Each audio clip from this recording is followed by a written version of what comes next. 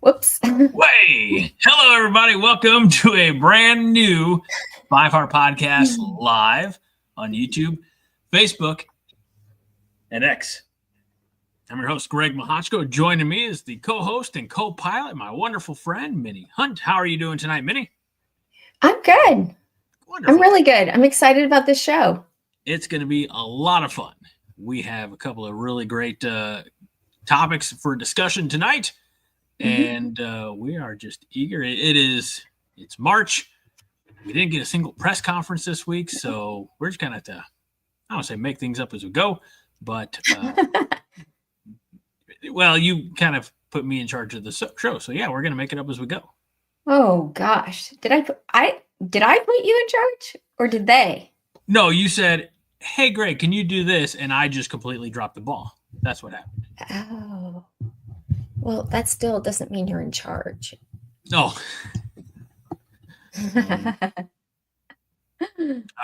So how have you been? How was your week so far? It's been great. It's been really great. Wonderful weather here. Spring. What's it like to have wonderful weather like every day and you don't have to worry your guests? It's really awesome. It's really great. I know. I'm just thinking tomorrow I might go and lay out by a pool and read a book. I know. It's different. It's what Nebraskans do during spring break. They come down here. They go to out Arizona. I almost said Florida. That's not right. No, Nebraskans right now this week, they went from 70 degrees. I actually saw a clip. I want to say it was Seward Chamber of Commerce shared it or something like that, Seward, Nebraska, and it was maybe the 18th, something like that. So just a couple days ago, nighttime, bedtime, whatever, 70 degrees, and then waking up yesterday, blizzard. And so that's what I was really curious about, just the consistency and how much peace of mind it must bring you down in Arizona to be like, you know what, I'm pretty sure no matter what, it's going to be 70 to 80 or maybe a little warmer today. And it's probably not going to rain. And, I'm pretty damn sure we're not going to have to worry about a blizzard. Yeah, that's, when I run my car through the car wash. Mm-hmm. And if it rains within 24 hours, that you can get a car wash for free. Oh, really? Well, that's the rule here, that's but awesome. You have to have a receipt. You have to have a receipt. And so they always ask me if I want a receipt, and I'm like, no. Because you just I would not be washing my car if I thought it might rain. Right. Fred says 82 Monday, 72 Tuesday, 30 and blizzard yesterday, 45 today and melting. That is crazy weather. I couldn't. The highs and lows. Ugh. I couldn't. How do you dress? Pants. Yeah. 80s? No, okay. Not 80s. Well, I do because I suit up for work, so there's not a whole lot of getting around that. So anyway, Josh is here at 9:04. I'm late. I'm still inside and eating ice cream and wearing shorts. He knows how to live life to the fullest, that guy. that. Well done, Josh. Good to see you here. All right, so we are going to try something different tonight, Minnie. Okay. Per your request. Okay. You're not going to look at the comments. Well, I don't want you to say that. Oh, never mind. No. Yeah. I didn't know. I thought I told you. I don't think so. No, I definitely told you. I definitely did. I said, but the thing is I don't want them to think I don't care about their comments. Oh, no, you just want me to highlight the important ones. Greg.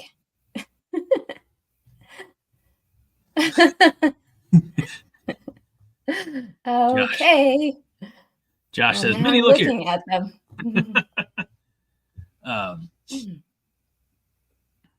Let's see. Don Dre says Omaha's giving St. John's a spanking. That's right. University of Nebraska Omaha versus St. John's. Creighton won today, unfortunately.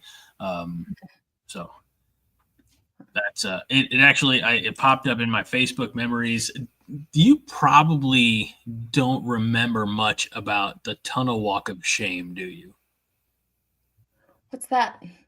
So the Tunnel Walk of Shame used to be, through clips you just find on Google image search, and oftentimes it was Bo Pelini and some of his assistants during football season. Nebraska fan who created this website, and the day before every game during this era, he would put out kind of a funny little comic strip. Again, the images were taken, but the quotes and things like that were all from his mind. And I don't know who, if it was ever discovered who was behind Tunnel Walk of Shame. Fred knows TWOS was great, but a lot of times it was Bo Pelini, ranting at one of the coaches or one of the other teams, things like that. This particular one, it was the first ever Tunnel Walk of Shame for men's basketball, and it was Bo Pelini. It was Bo Pelini and Tim Miles. I just saw it in my Facebook memories. We're talking about Creighton fans and like, what do they do during football season? And then I think Bo, it was Bo or Tim, I can't remember who answers. Like they root for Nebraska until it's inconvenient because they don't have a football team up in Creighton. So, TWOS or Tunnel Walk of Shame was a good time. That does sound fun. I know the guy. Or person, I don't know who necessarily was behind it. They stopped doing it just because it's like, not so much.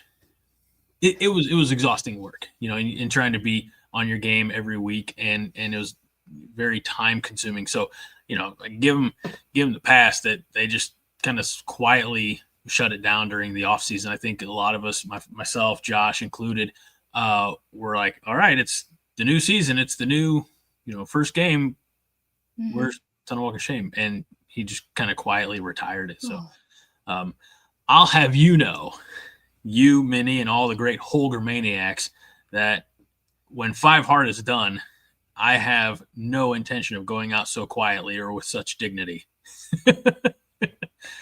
What do you plan? I mean, what are your thoughts? For when 5 Hard, I don't plan 5 Hard ending. I'm sure it will. But you just said it. You said when it's done. Okay, I'm sorry.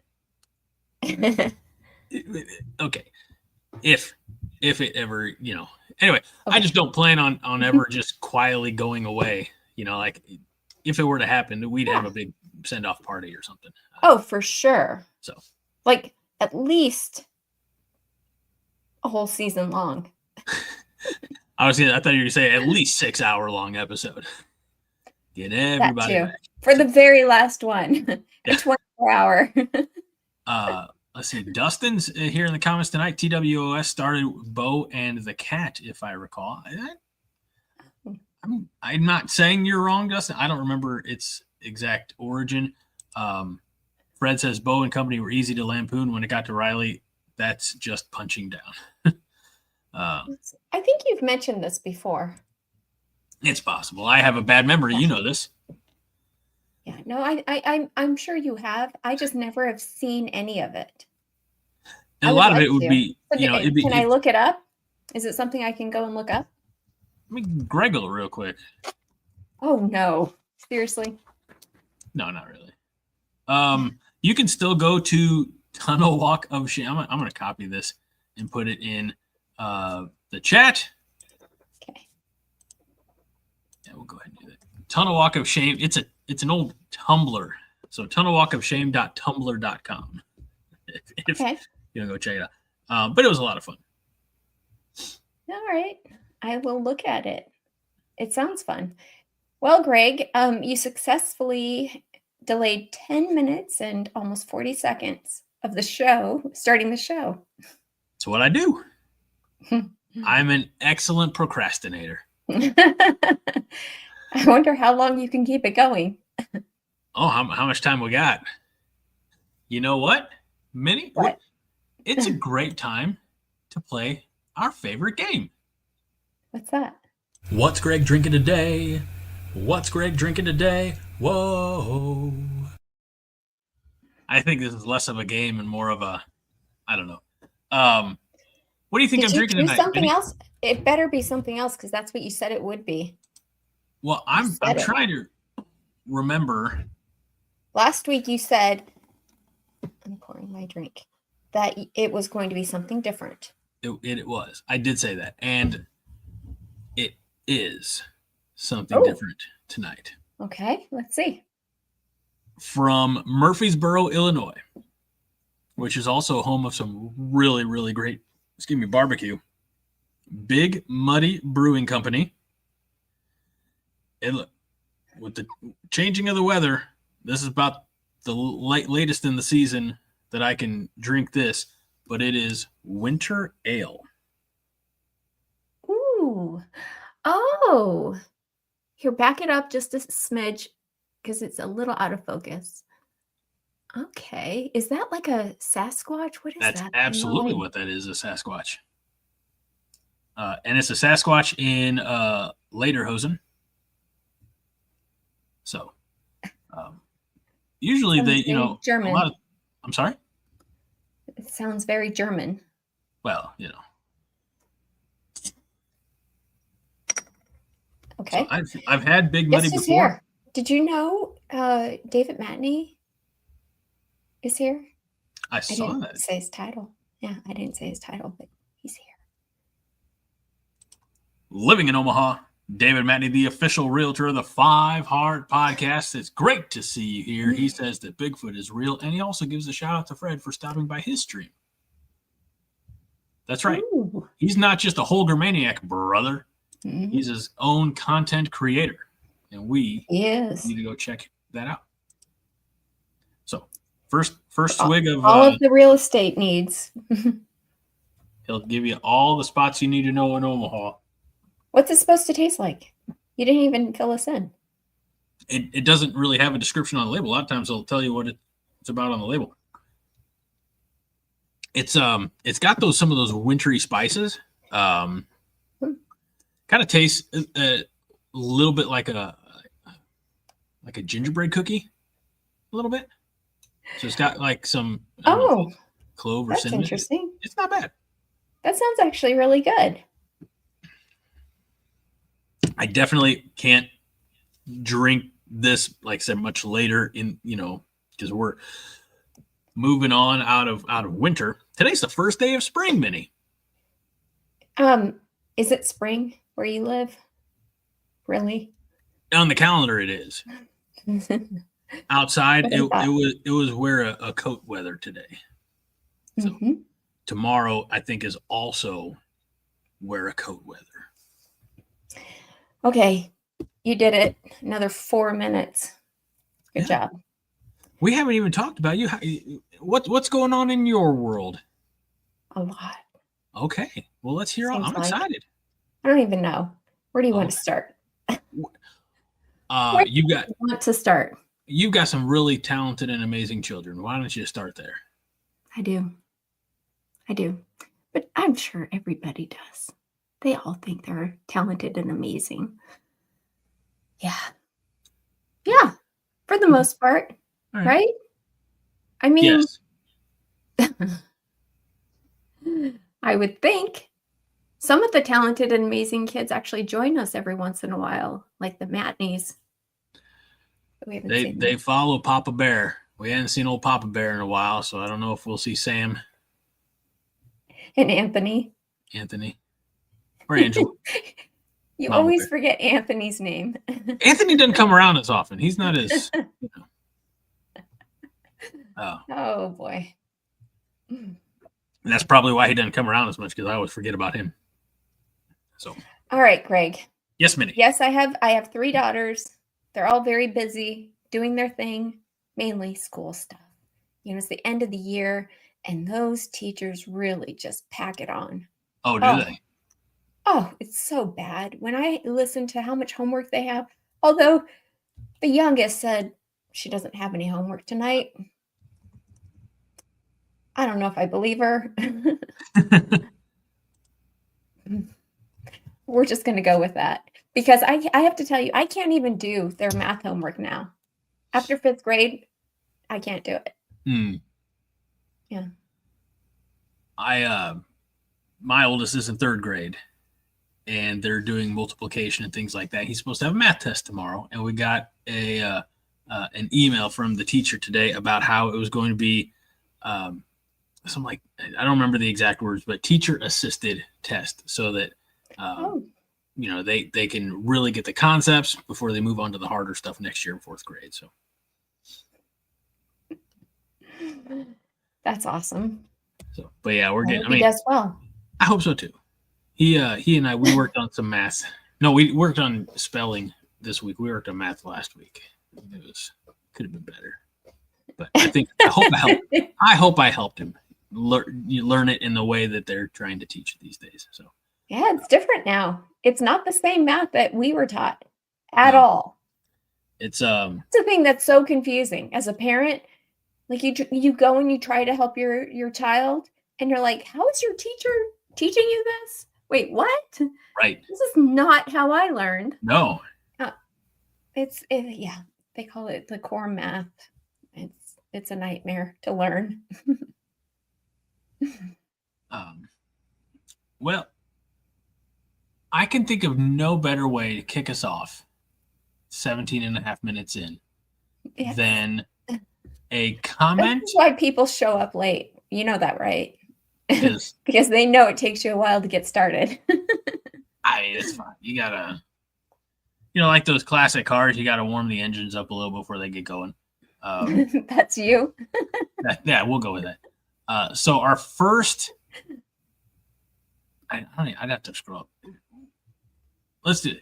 Pitt says, "Sorry, I'm late. Has Ozempic came through with a $5 million nil deal for Dylan?" Now, we're not here to necessarily talk about that. We're not here to scratch that particular itch. But as you may have guessed from the headline of this week's show, we're going to be talking quite a bit about Dylan Raiola. And I just thought it was a very nice segue that a Holgormaniac mentioned Dylan, and that's how we can get into the first half of tonight's show, Minnie. Well, I did look up what they have his weight listed at. And his height, they have listed at 6'3". And he is every bit of 6'3". I've seen him in person. And yeah, he's definitely 6'3". They have him listed now at 230 pounds. Oof. Which is good.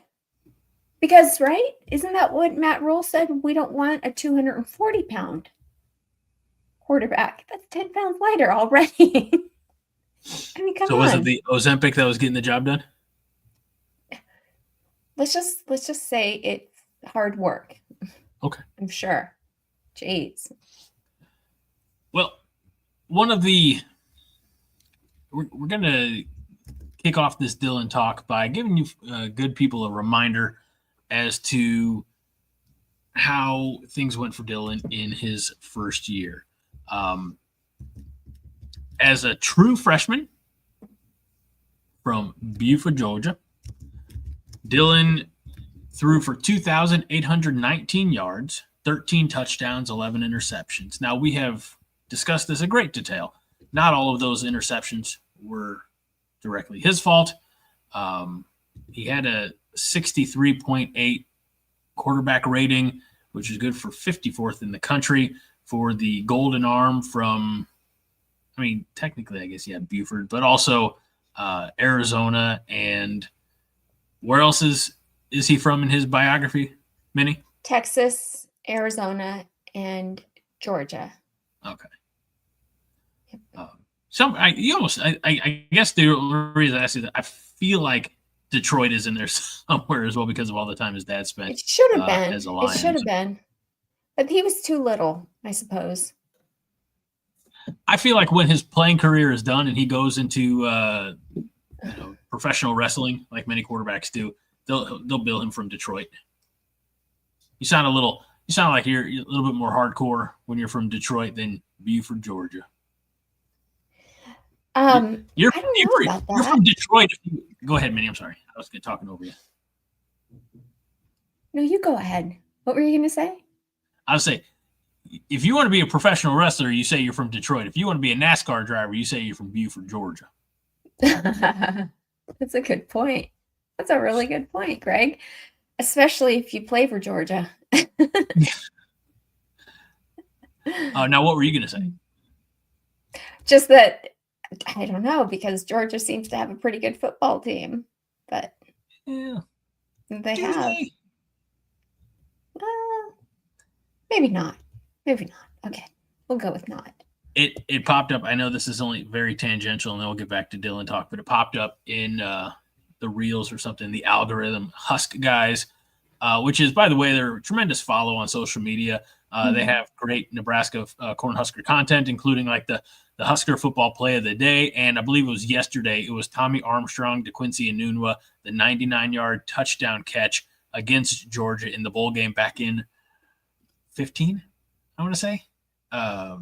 So just where the two programs went from Nebraska beating Georgia in a bowl game to where they are now, or where they have been in the last couple of years, is pretty remarkable. But I love that play. It's a fun play. But back to Dylan. As a truther, you knew this. You knew that he was the anointed arm this time last year. You said he's going to be the starting quarterback. There's no contest. There's no question. There's no quarterback competition. And I said, well, Heinrich Haarberg's throwing more college touchdown passes, and he's the veteran arm in the quarterback room. And I was wrong, and you were right. And look, I think it's okay now to admit that sometimes I'm just a contrarian, just because how fun would the show be if we just agreed on everything, Okay. So you really believe that he was supposed to be always the best quarterback, the starting quarterback? No, I still wanted Heinrich Haarberg to be the starting quarterback at the beginning of the year. Okay.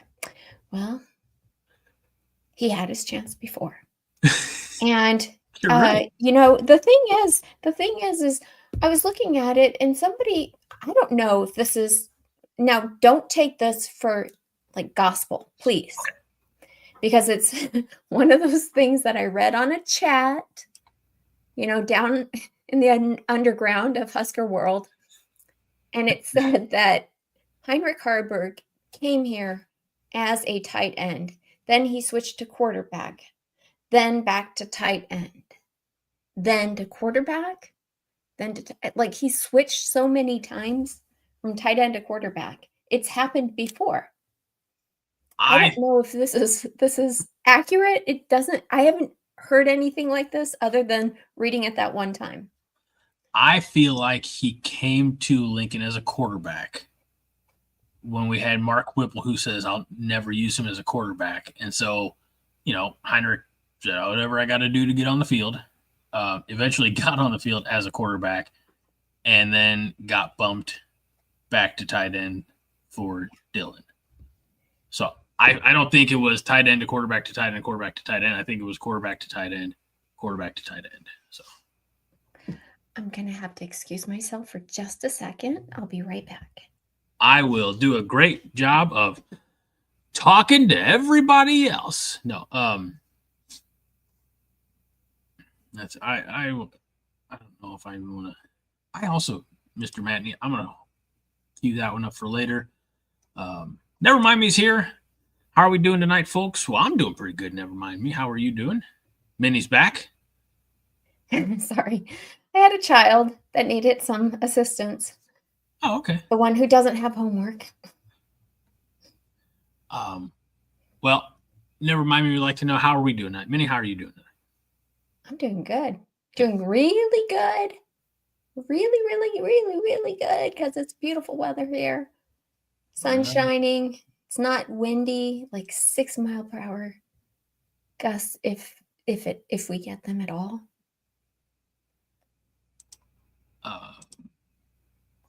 Okay. You just got really excited about the weather there. Maybe because that's because you always have good weather. I'm only excited for the good weather days. I feel like if you only got excited for the good weather days, I feel like you'd be exhausted by February. I have to tell you, all of my kids, since we're talking about them, they get excited whenever there's clouds in the sky or that it's raining. Really? They're like, oh, I love this weather. It's so amazing. And I'm like, ew, what is wrong with you? They don't know another world. So they're like, oh, this is so different. Right. I love this. Look, a change of pace. Quickly here, never mind me. What am I drinking tonight? I did go away from Yuengling. I've got some in the bag, but at least right now, I am drinking Big Muddy Brewery's Winter Ale with the Sasquatch. So they actually have Big Muddy Brew Fest down in Murfreesboro. Murfreesboro, Marion, Illinois. Southern Illinois, outside of Carbondale. That's all I can tell you. It's a good time. You guys are so bad. What should a 6'3" quarterback weigh? What do they normally weigh in the NFL? Should we look this up before we? I would say probably everybody's so focused.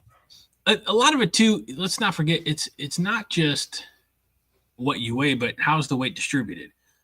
There was a time years ago where I had lost some fat and put on muscle. So like I muscle, I lost fat, but I gained muscle because I was working out at the time. Oh, thank you. And so, it's the weight was reached because fat, this is going to sound like, fat is more dense than muscle. So, if you're not carrying around the spare tire like I am, but if you had big hulking, I don't know, this is getting weird. But anyway, what? How's the 230 distributed? I guess is what I want to. Has he been hitting the weight room? And look, at the end of the day, here's what I want to know. Not so much how his build is, but how's his mind working? Is he making better decisions? Is he not sliding 2 yards before the marker? And is he able to make the throws necessary? We know he's got a huge arm. We remember that from about a year ago at the Polynesian Bowl. Was that, so throwing at 70 yards, something like that. We know he's got a cannon. It's just sometimes you need something a little bit more precise. That's all I would say in regards to Dylan. That is a good point. Also, Dylan has, I think the reason that Matt Rule made that comment is because Dylan needs to be able to convert third downs with his feet. And being more mobile is really important. So I think maybe perhaps just focusing on that and not so much as weight. I mean, Kaylee says that Stafford weighs in at 232 pounds. His godfather. Mm-hmm. So, and he's 6'3". So that's what they have him listed at right now is 230, Dylan. Ben Roethlisberger was 6'5", 240. Oh. Kind of give you a little bit of comparison there. So, 6'3", 232. If he could, again, for college, I think I'd be happy with him between 220, 225. But that's not up to me. That's up to our strength and conditioning team, and our nutritionists and our doctors and things like that. So that's all I would say. At the end of the day, it doesn't matter what his height and weight are, is how does he function on the field? Years back in other iterations of the 5 Heart podcast, we would talk about, the gains that were being celebrated, the lifts and things like that from the weight room. Haas would say, okay, but how much of that is functional weight?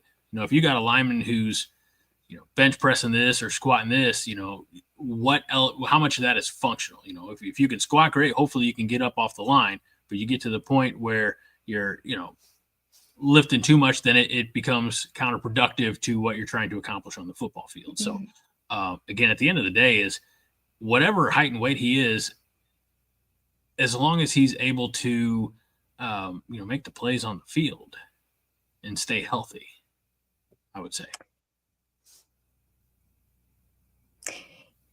I feel like we've had this discussion before, but it's worth revisiting. We all realize that he is Polynesian. And I know you guys laugh at me, but their bones are denser. So his frame is just different. It's different. I don't know if he's ever going to be thin. Muscular, probably a little bit of a belly, but I think that you just a little bit. That's just kind of how they're built, right? So he can't be shredded. He can't be cut. Okay, look at The Rock. Isn't he Polynesian or part? Yeah. And he's cut. That's the goal, I suppose. But you don't want to be that muscular. You want Rock from like live action Rock, not Rock his performance of Maui in the Moana movies. See, that's what I think of whenever I think of The Rock. I'm just saying, I think that it's, we'll just see. I think he's fine the way that he is, as long as he can just get more mobile. A lot of that's going to be in the hips. Maybe the denser bones are counterproductive to the movement in the hips. I don't know. I don't think so. I think they're great. I wasn't trying to be a shit. I was just general. I have no idea how. I mean, remember when he got his back injured? Like somebody nailed him right in the back. Mm-hmm. A lot of guys probably would have been out. He wasn't. He was Are you saying that he's Superman? Pretty much, yeah. Yeah. So, where would you say, when you look back, Minnie, at year one of Dylan at the helm or under center at quarterback, the on-field general, what were Dylan's biggest strengths in your opinion? Seeing the field, commanding the offense. I think that, unfortunately, he worked with an offense that was not very, how should I put it? The game plan wasn't very dynamic. Okay. As well as he didn't have necessarily the best coaches. Okay.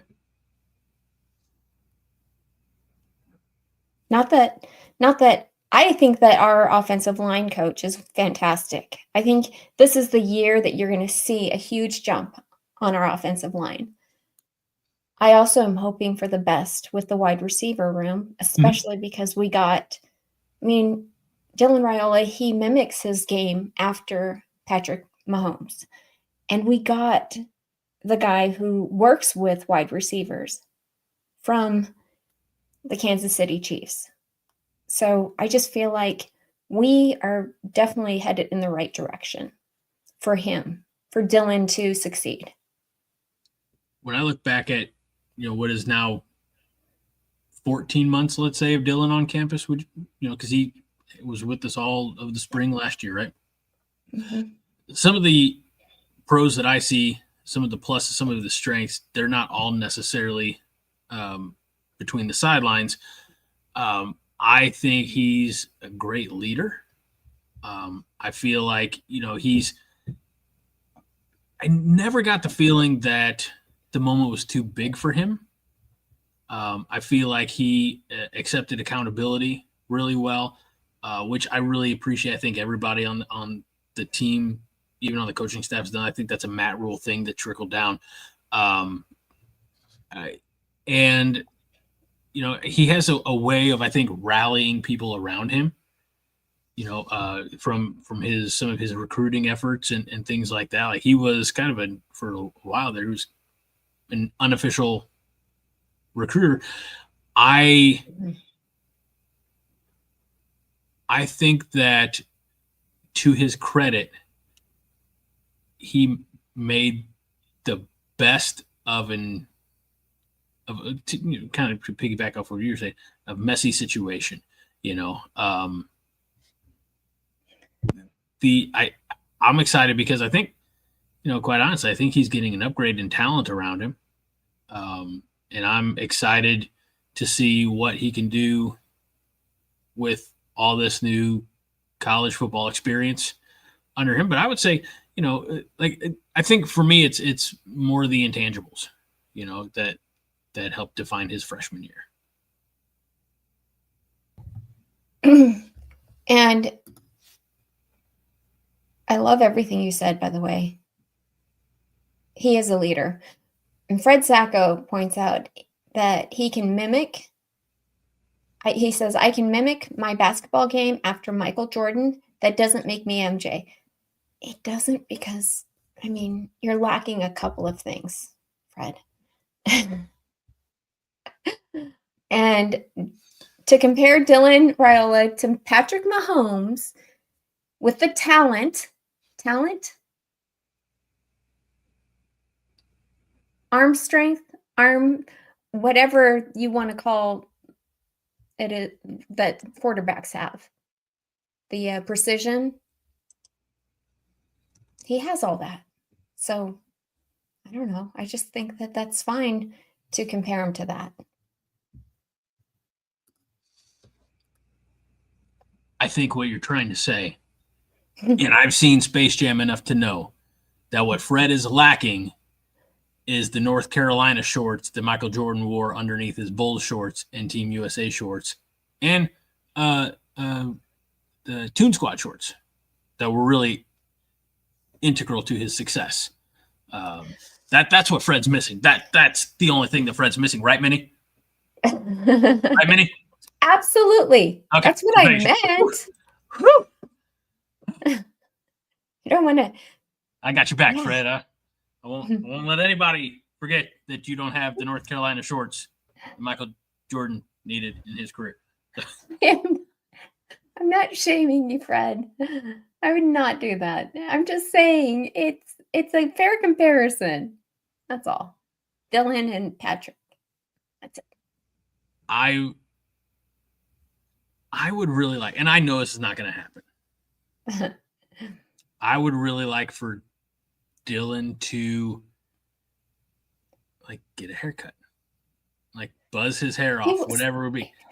And the reason I say it is it was fun at the beginning, and then the memes started and everything else. So I just think that he needs to start setting himself apart.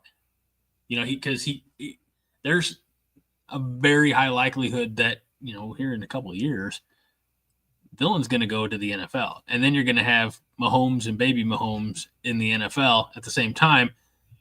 I think he needs to start setting himself apart sooner rather than later and finding his own identity. And I know he's not the only one wearing that Patrick Mahomes goofy ass haircut, or anything else. It's just be your own man. Oh, I think he definitely is. I don't think he has to prove that to anybody, personally. I also love what Ken E says. Can you read that, Greg? No, I'm going to have you to read it. And my contacts are cloudy. Greg, huh? I let you talk about his haircut. Okay. You can read this. Okay. Ken E says, Dylan is probably more Ted athletically.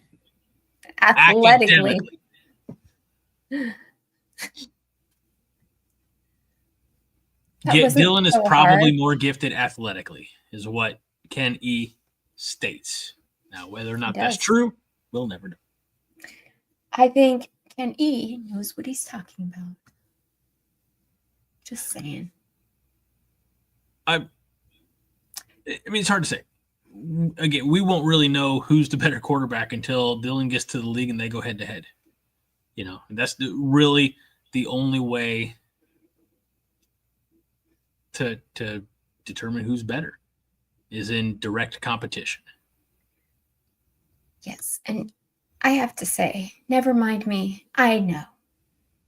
Dylan is not your favorite. I mean, we're not going to ban you. It's okay. He says, I have so many dirty comments, but I don't want to get banned. I've had a few beers. I'm guessing. Bowls? Bowls. I have no idea.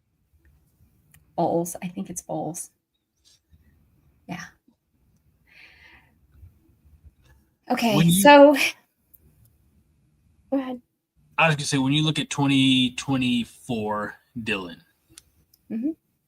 and I know this is going to be a very short list for you, but what would be maybe 1 to possibly 3 things that you could say about Dylan that you would define as weaknesses? Okay. I think that's fairly easy. 1, it would be that he's trying to do too much. But I also think that that's part of the coaching that took place.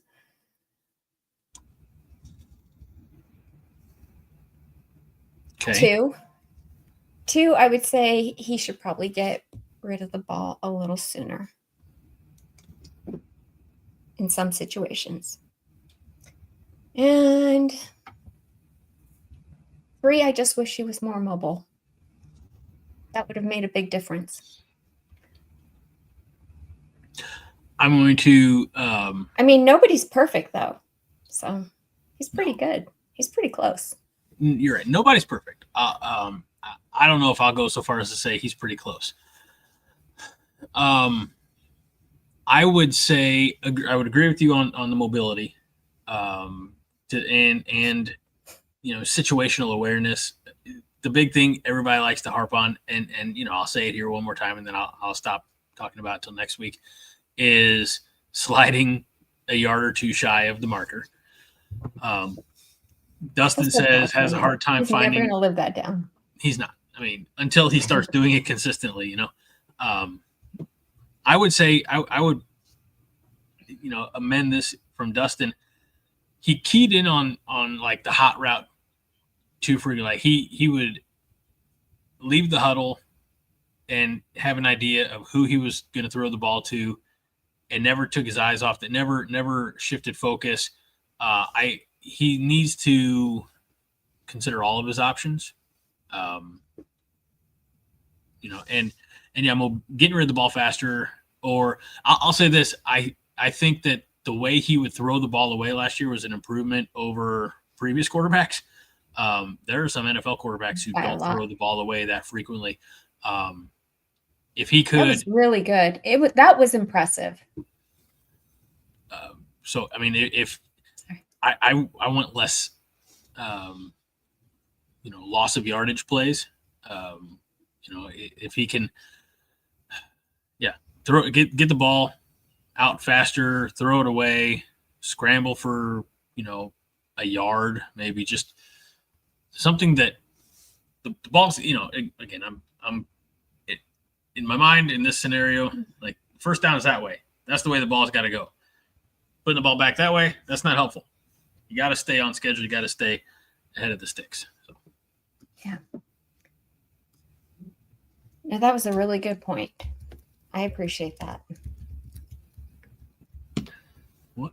Can I read this? No, and my eyes are still bad. I think you need to read this one. No, you can. You sure? Oh, yeah. From Mr. Matney? Mm-hmm. You started, so I wasn't sure. Yeah, go ahead.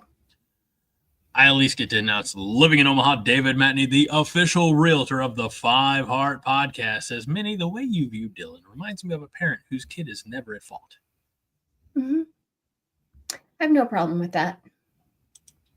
I have absolutely no problem with that because Dylan is the long-term success of Nebraska football, in my mind. We we're seriously considering having Kyle McCord here as our quarterback last season, and that was a one and done situation. Dylan is a recruiter. He's like pretty much a mascot for Nebraska. And he's a great quarterback. He has sporting activities, Yeah.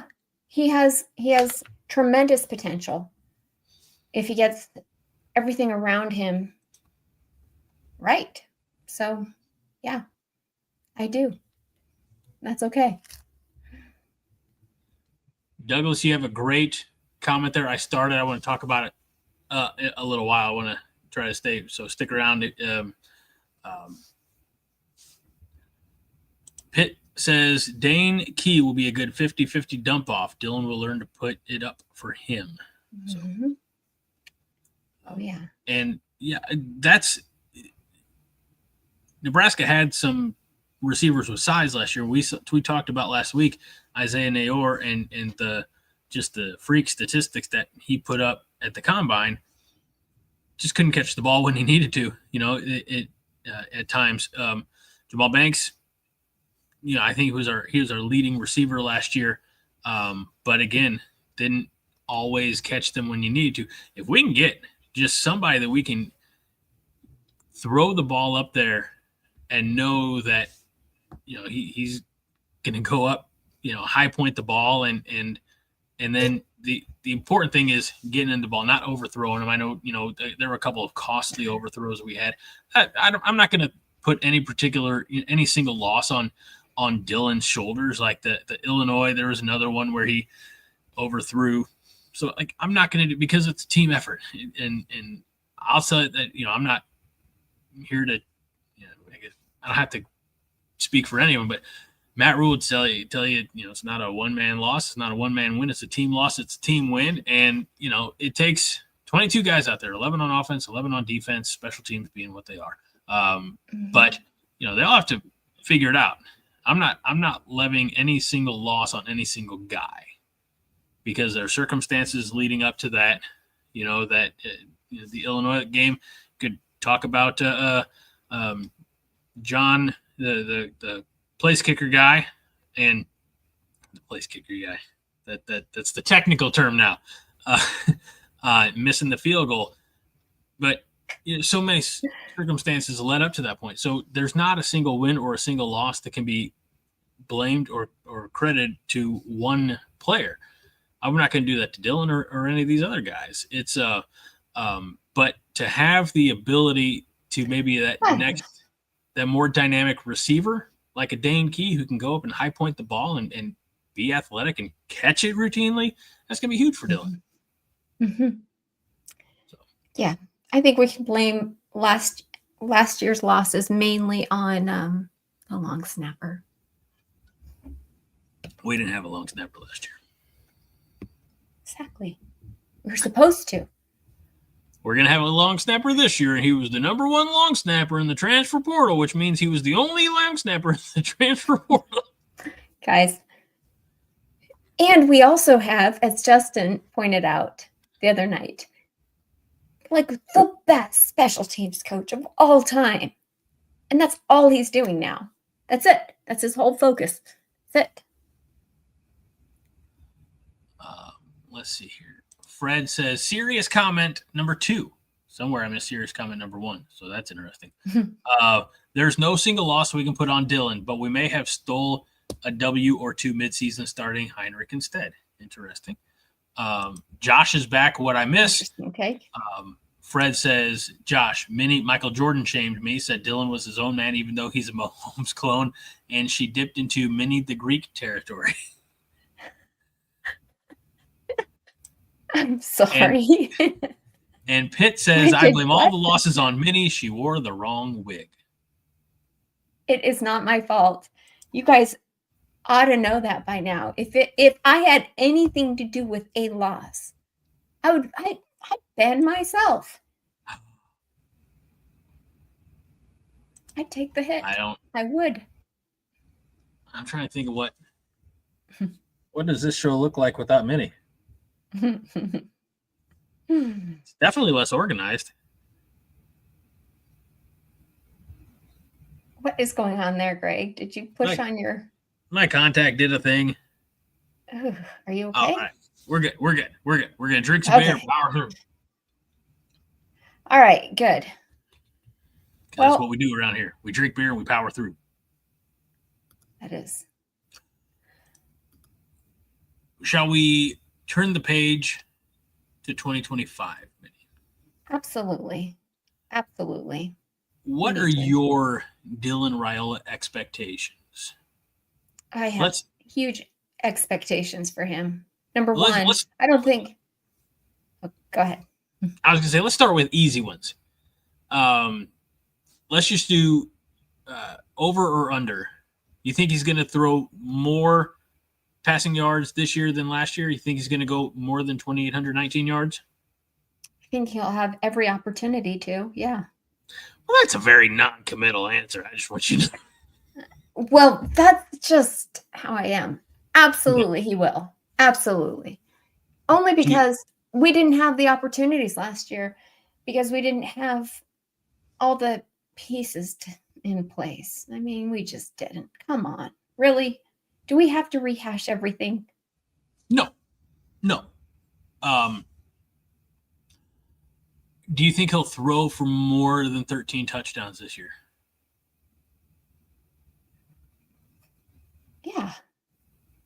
Yeah. I feel pretty confident about that. 13? Yeah. I think we have easy to 8 to 10 wins.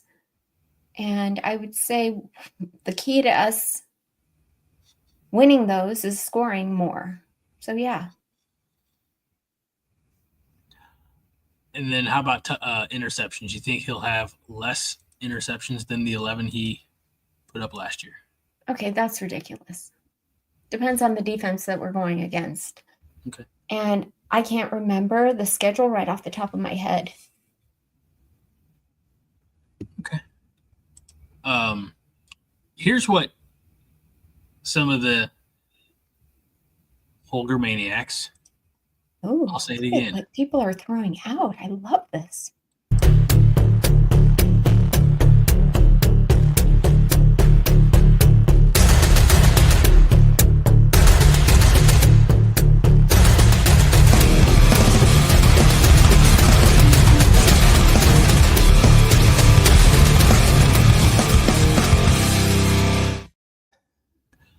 So the Holgormaniacs, brother.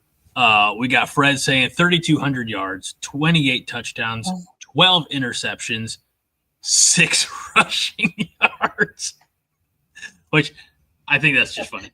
I mean, go ahead. He doesn't really believe that. Clydesdales aren't known for their speed. Pitt says 30 plus touchdowns. I'm calling it. Kaylee says for starters. Kaylee says minimum 25 touchdown passes with a 2-to-1 touchdown interception ratio, especially in the new offense. James Boardman says 3,400 yards, 21 touchdowns, 6 interceptions. Pitt says 5 or 6 interceptions. Better protection will save some of those ducks. Nice. These are like Minnie getting sparkles in her eyes. Look at that. Look? I love it. Minnie has been on this show for 15 months now. I don't think she's ever been happier than she is right now with all of this Dylan positivity that you, the Holgormaniacs, are sending her way. It's true. I don't know what to do. True. You guys, thank you from the bottom of my heart. Oh, Lord. He's going to give you a heart, and I'm going to drink a beer.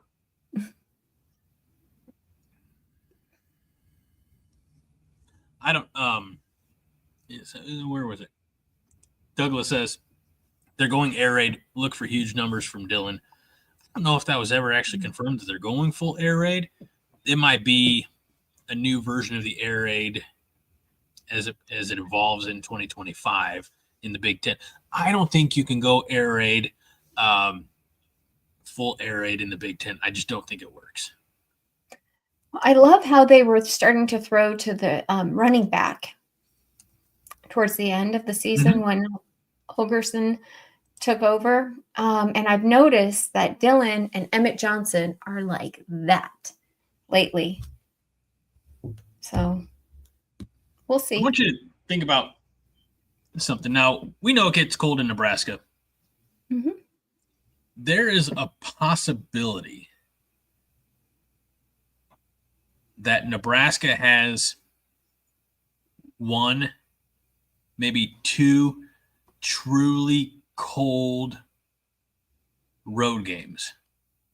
And I'm talking about Minnesota in the middle of October and at Penn State at the end of November. I think those might be the only ones that could be weather ice because they only have 4 true road games. One of them's in Los Angeles. Yeah. So I'm not too worried about that. And the other one is at Maryland, but it's at the front half of October. The only other time that they're not playing in the cozy confines, the home field, the home cooking of Memorial Stadium is when they're at Arrowhead, which might as well be a home game because it's such a short drive from Nebraska. Half the state's going to be there. So I got to think, I was thinking about it, as it pertains to the air. I still don't know if I still don't see them going full air raid. I don't think you can go full air raid in the Big Ten. I think that defenses are too quick and powerful to, really allow for. I mean, you have to mix in a fair amount of run game. I still think next year we're going to see a very balanced offense. I don't have the numbers right in front of me as far as how they were play selection and yardage and whatnot for 2024, but I know they were pretty balanced. Like they were within probably they were closer than 60-40, I'd say. So I just, if Dylan has a breakout year, I don't think it's going to necessarily automatically be credit because we went air raid. So, right. There's going to be a lot of big improvements. Special teams, we harped on that so much that, I mean, any improvement on special teams is going to be like celebrated. We lost a couple of games for sure by special teams, if not most of the games that we lost. So that improving, as well as the offense, just calling it, like Matt Rule said, it's just the way Holgorsen calls the game is just more aggressive. He takes chances. And I think you should do that with a quarterback that has the potential and the talent like Dylan does as well. Now we have these, like Pitt was saying, we have these really amazing wide receivers coming. Dane Key, Hardly Gilmore. I forgot about him. He's that young kid that started college when he was 16 years old. But I think it's its second year with Dakiel Shorts. Mm-hmm. So he's like another Ja'Cory Barney Jr. as well as Ja'Cory Barney Jr. I mean, that's not free. We still got some pretty good toys in the toy box, before Christmas and birthday season came along, So,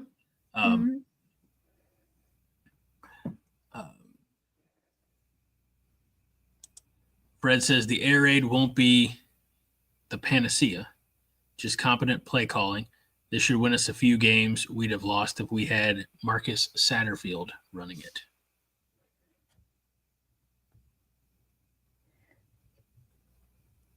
Yeah. Oh, you're not going to like this one by Douglas. Douglas says, we do need to get a second quarterback some game time just in case, knock on wood and cross your fingers. I'm telling you, Heinrich Harburg. Well, we have – go ahead. Ladies first. We have Jalen Granstead.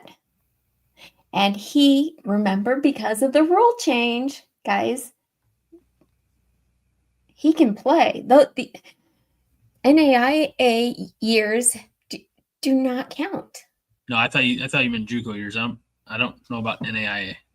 Oh, that's right. JUCO years don't count.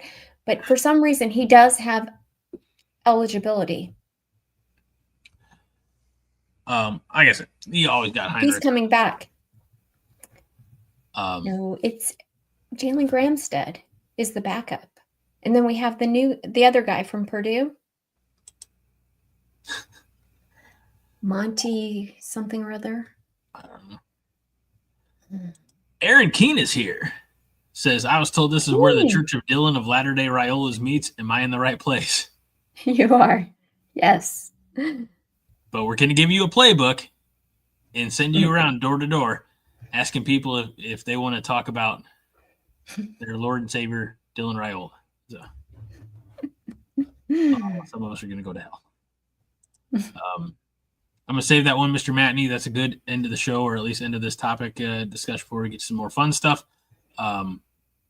Not that talking about Dylan's not fun, but we have a whole second half of the show that we're going to get to eventually.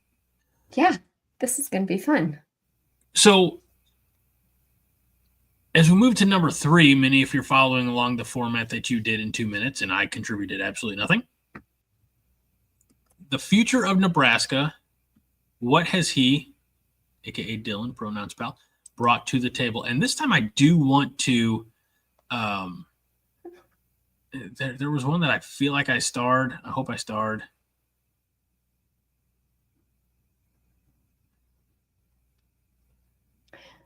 What has Dylan brought to the table? Well,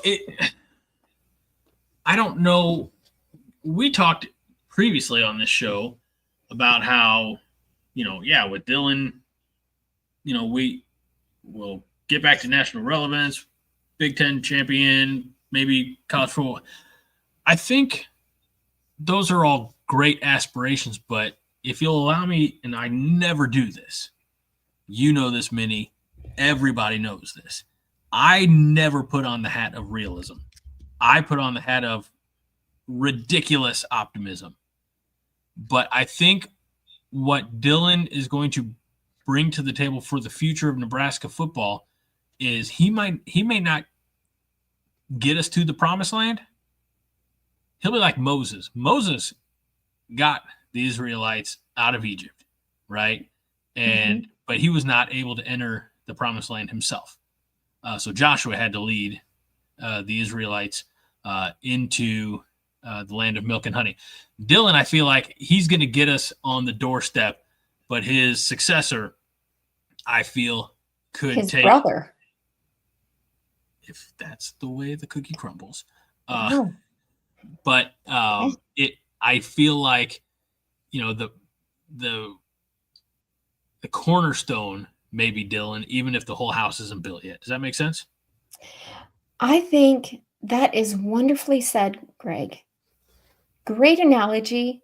And yeah, I mean, somebody has to lead us out of this godforsaken desert.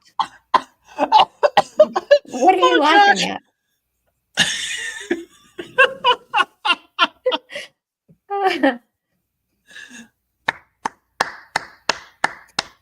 Thank you, Josh. You're welcome, Israelites, is what Joshua said. No, I think you're right. There's been too much wandering. We've had a little bit of manna to eat, to nibble on over the time, but we need the milk and honey. And Dylan, like I said, the foundation's being built, and it's being built through Dylan Raiola's efforts. But I don't know if the capstone's going to be placed under his time here, or if it will be, like I said, his successor. So, yeah, I would love for it to be during his time here. I mean, he definitely deserves that. And I think Matt Rule is throwing everything he has at it to make it happen. And not just for Dylan, for all of us. So I think. Minnie, can you read this one by Aaron? Didn't the Israelites slide a yard in the desert? Or am I mistaken? Yeah, those Israelites. Thank you, Aaron. I didn't know we'd go Old Testament tonight, but we have. It's a good time. So that if the question is, what has he brought to the table? I think a lot of potential for to build on the success that he is starting along with Matt Rule. I think it's just the opportunities to continue to grow and help get Nebraska football back where Nebraska football belongs. So people know Nebraska.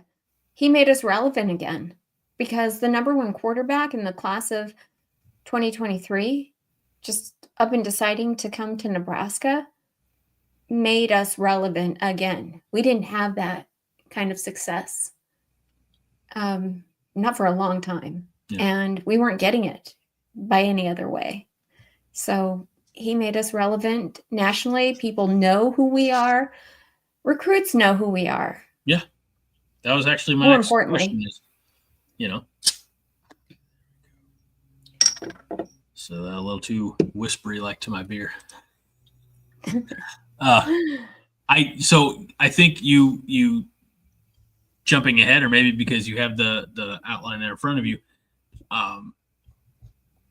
Number 4, could this quarterback be the one that leads Nebraska back to national? I think national relevance, yes. Based on just what you said, he's everywhere. He is, he's saying all the right things to the media, and he's, does he need to improve on the football field? Yeah, but so do all the Huskers. So I'm not too terribly worried about that. National relevance, yes. He'll this sophomore year, I think, will determine how far up the ladder he elevates Nebraska to national prominence. So, yeah, it will. It absolutely will. And I just, honestly, I was excited when Dayton said that he was coming to Nebraska. Dylan Raiola, his brother, loves Nebraska, loves it. Doesn't even consider anybody else. He just loves the idea of playing here, and he's pretty good. But when you mentioned that Dylan's successor is going to be the one that really gets to benefit from all of this hard work and the rebuilding, it kind of gave me goosebumps because it's what we love to talk about, how we want kids from Nebraska and we want kids of former Huskers because they know what it means to be a Husker. I just think that is just such a great. Yeah. Oh, yeah. Don't forget about TJ Lateef. Good one. Maybe he's going to be. Maybe. Do you think if Dayton becomes the heir apparent to Dylan, does TJ stick around? Well, there might be some time between Dylan and Dayton. Okay. Well, Dayton's going into his junior year. Mm-hmm. So not really. He has 2 more years and. But to start as a freshman, I mean, you're going to go through all of the. It would be better for Dayton to not start as a freshman. Dylan started as a freshman. You said it was the second coming of Christ. We had to have that. We had Heinrich. Would you stop with this Heinrich business? What? He's going to be the best tight end Nebraska's ever seen. I have faith. Okay, just leave it at that. Okay. All right. Aaron Keene says, after this episode, if there isn't an entire episode dedicated solely to the long snappers, then Minnie's not really in charge of the format. There should be. He's right. I don't know. And then, can you read this one by Fred, please? It's in response. Aaron Keene, yeah, that's already next week, featuring long snapper Drew P.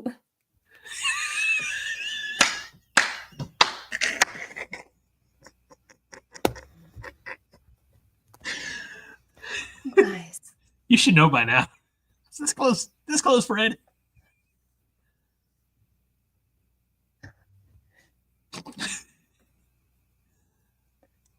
Something out of South Dakota.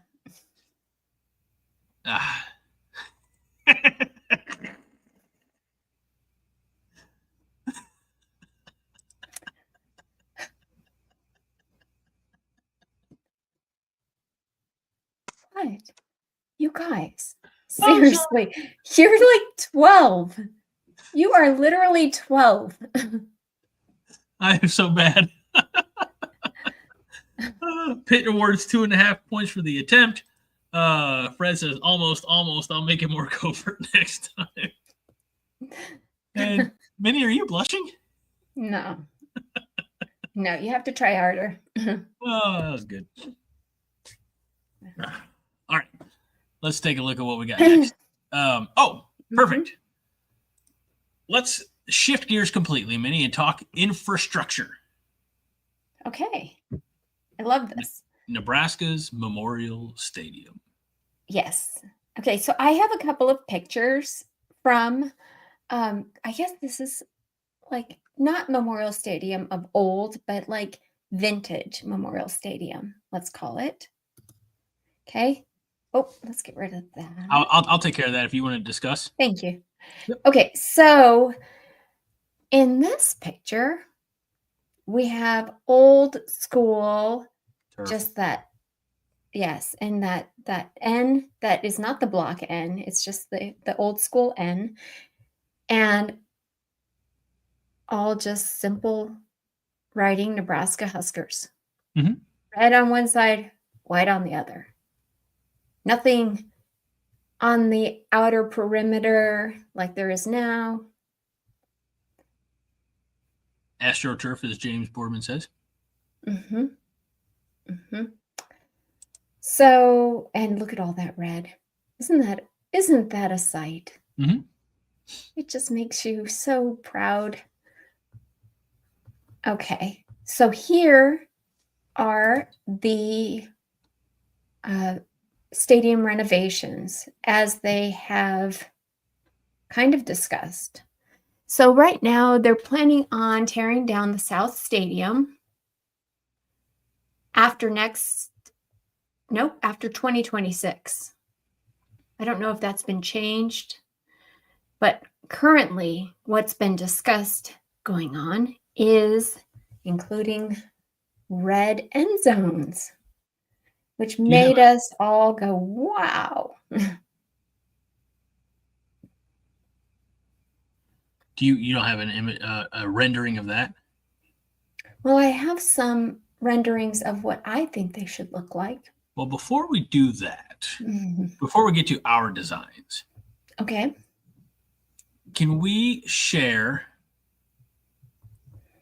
There are a lot of unique, I shouldn't say a lot, there are a few unique college football fields in the world today. I think most famously, and the reason we're having this discussion is this is the part of the Monday Night Therapy show that I was able to catch when you and Jarek and Aaron were talking about fields, and the Smurf turf, like what we see here at Boise State, came to mind. Another one that is maybe lesser well known is not too far away from Boise, and that is in Eastern Washington. It's there. They call it the Inferno, and it is right now. This the Eastern Washington Eagles. The language on the helmets here, I believe, is a native tongue for. I don't want to get it wrong, so I'm just gonna say it's not English. We'll just leave it at that. And then Eastern Michigan, they recently actually got their gray field updated. It's now called Crosby Field. And I didn't realize that Max Crosby was an alum of Eastern Michigan, but he donated $1 million to the project and therefore got to rename the field after him. So there's Crosby Field. And then even lesser well-known, right down the road from my house, it's not even active anymore, but Lindenwood University Belleville, they were in operation for just a few years. COVID really crippled them. but the Lindenwood Lynx. And this is, honest to God statement, this is the same stadium that my dad played high school football in, but they was green grass back, when he played. But this is the field that the Lindenwood Lynx played on when they were still functioning. Wow. Isn't that bold? Okay. That's really difficult. I mean, maybe it's difficult. Maybe it's easier. Maybe it's easier for the people who move the chains, the chain gang. Maybe. Not that you would know because you didn't ever. Now, one of the things that I said, Minnie, let's do this, is we came up with our own renderings of, some Nebraska options. And yeah. Do you want to do the serious ones first? Like, this is a serious one that I would submit to the University of Nebraska, or do you want to do the funny haha ones? You can do the funny haha ones. All right, I gotta upload them. Oh, okay. Here, talk to the good people while I do that, please. About anything? What do you guys want to see? What would you like to see for Memorial Stadium? I got one more funny haha one to upload here. Here, I'll take these others off. Are you looking at? You're not looking at the previews, are you? No, I wouldn't cheat. Okay. All right. Never. So, yeah, Trinidad. It was kind of like a very ugly candy cane, but it was just kind of fun that that was. Oh, that's my buddy. I know Trinidad. Oh, okay. Hi. Yeah. All right. So this is one of the ones that I came up with. I thought, well, this would be fun. This is Nebraska colors, obviously, but borrowing from that Eastern Washington Inferno. Oh, yuck. What? Come on now. That's disgusting. That could be a lot of fun. You don't even have anything in the end zones. Don't need anything in the end zones.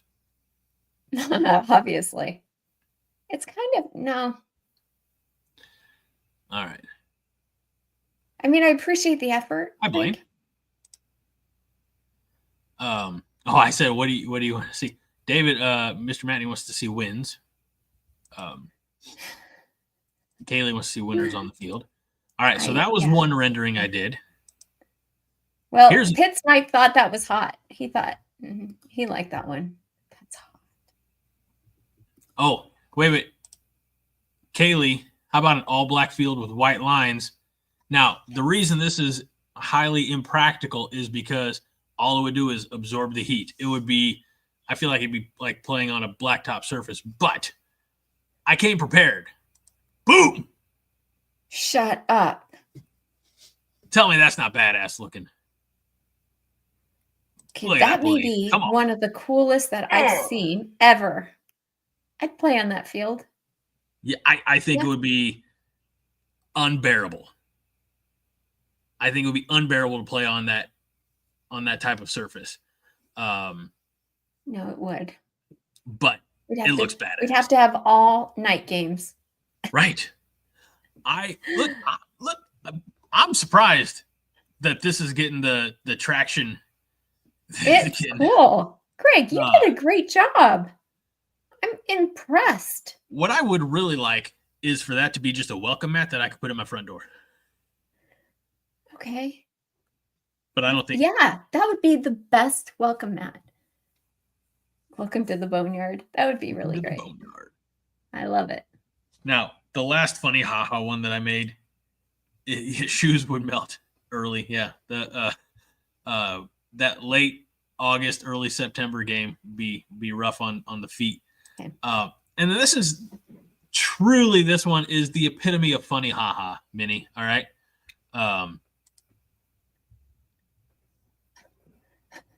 Come on now.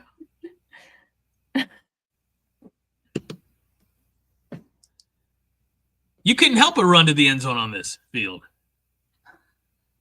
I think Minnie's dying. I cannot believe you had the nerve to do this. Wow.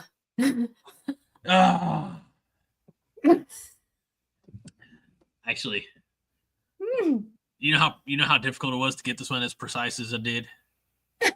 So, what kind of smile is that, Greg? That was my first time ever inside Memorial Stadium smile. Thank you. I couldn't figure out how to like do like, make it horizontal and then get the white stripe. Anyway, but get an extra point if you're touchdown. If you catch in Greg's mouth.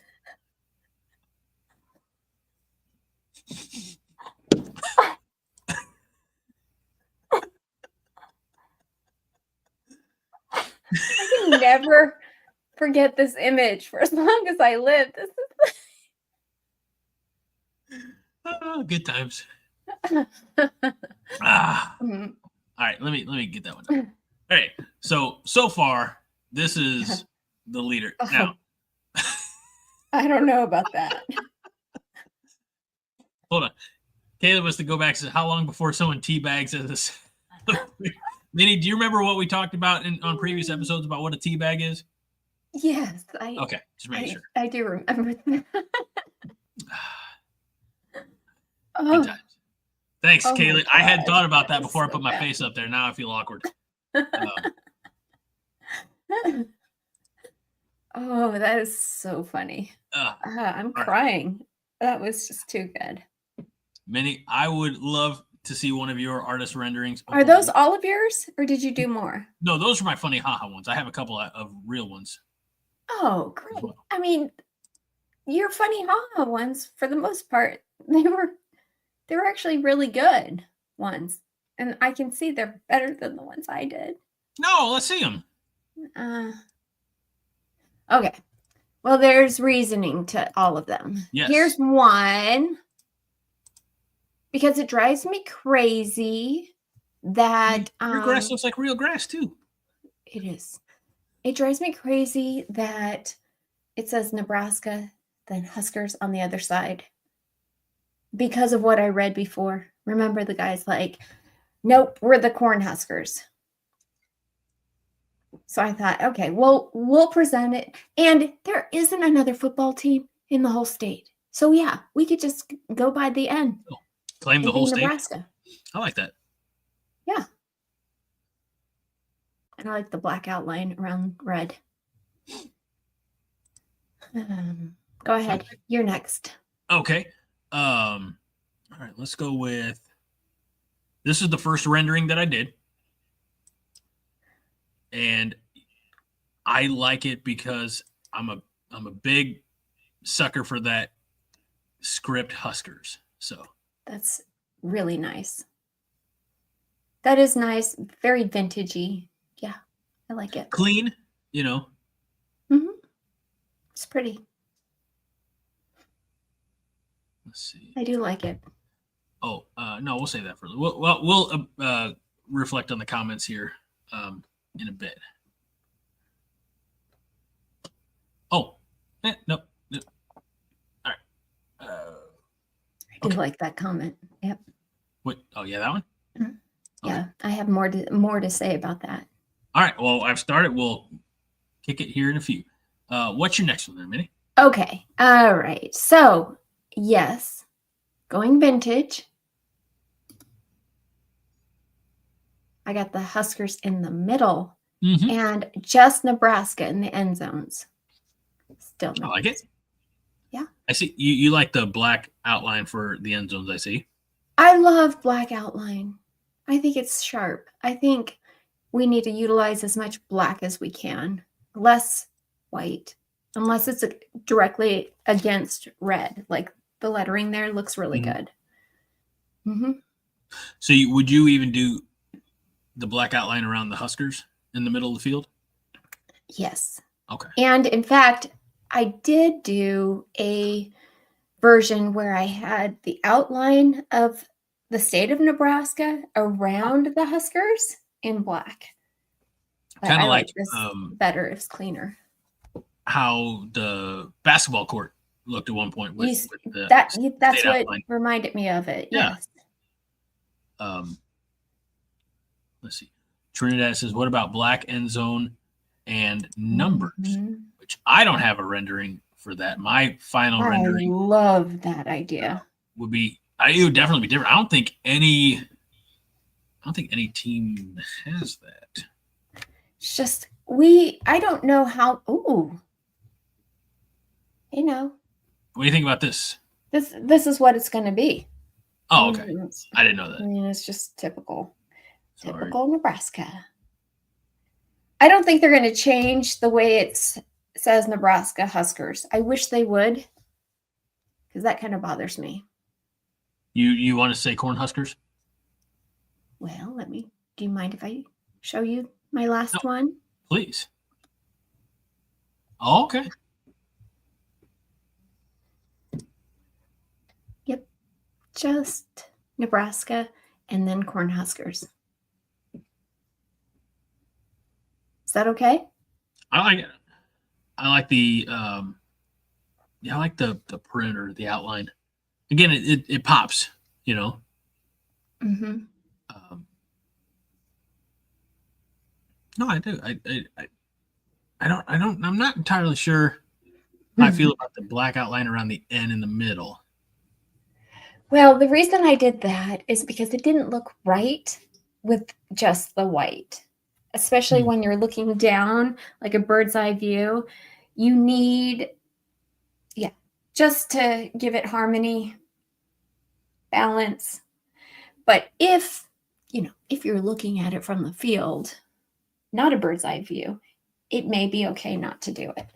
Okay. Kenny, I think with the most important comment of all, says, only thing I care about the end zones is seeing Huskers in their scoring. Yes. Josh says, kind of like it saying Nebraska in one end and Cornhusker in the other. Cornhuskers, I guess, technically. Okay. I like that too. Husker Bob's wants Cornhuskers since Huskers marketing was a Steve Peterson idea. So I think he'd like to get away from just the Huskers and be the Cornhuskers. That's true, James. When they go to a grass field, they could change it every once in a while.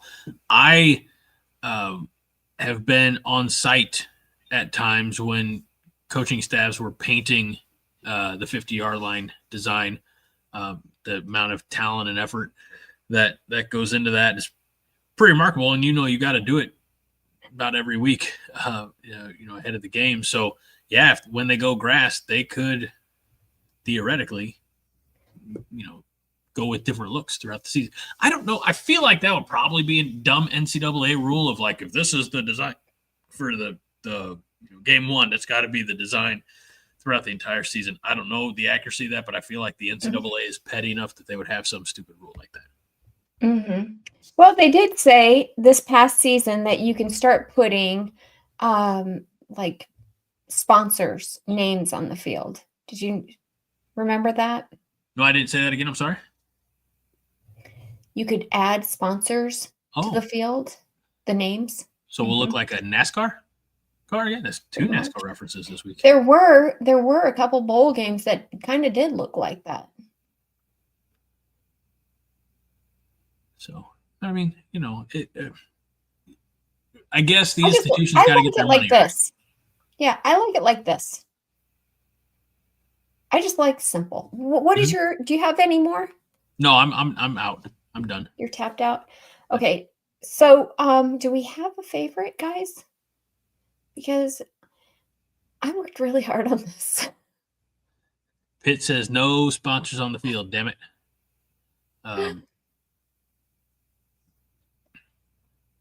Let's see. I did consider this though, and I was designing it. This was my first design. When I started looking at the red end zones, is doing 3 stripes at the end, diagonal stripes. And I thought, oh, well, that's the Adidas logo. That would kind of look neat to add that. Let's see. Diagonally at each end. That was if Adidas wants to pay additionally for the field. I feel like somebody in the comments said something about the checkerboard at Tennessee or just diagonal stripes like at Notre Dame. And I actually looked into, Notre Dame's diagonal stripes. There are 18 stripes at 49-degree angles, and that's because the school was founded in 1849. Okay. Or 1845. I'm sorry. I just thought 3 at the end diagonally would be. I'm moving my mouse over the corner, but I'm not sharing my screen so nobody can see. But like let's say in the graphic that's up the bottom right corner, you could just have the quick 1, 2, 3 stripes, or honestly, whatever corner it takes to. It's a very subtle way to get Adidas a little extra screen time, Mm-hmm. Mm-hmm. So that'd probably make the sponsor happy. Yeah. Let's see.